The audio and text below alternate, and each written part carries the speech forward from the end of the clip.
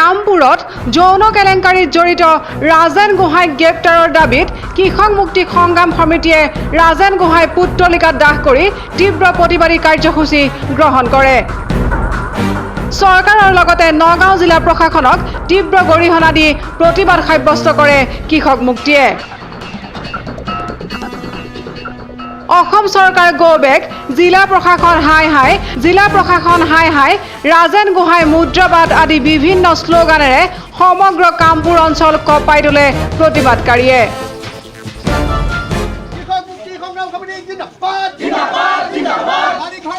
উপযুক্ত শাস্তি হ'ব লাগিব।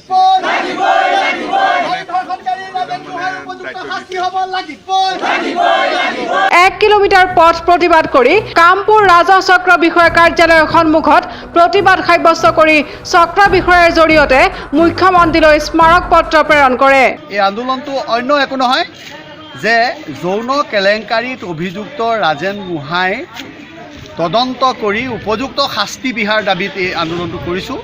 আমি ইতিমধ্যে গম পাইছোঁ যে যোৱা 2 আগষ্ট তাৰিখে ৰাজেন গোহাঁইৰ ওপৰত দুগৰাকী ভদ্ৰ মহিলাই এটা কেছ ৰুজু কৰিছিল।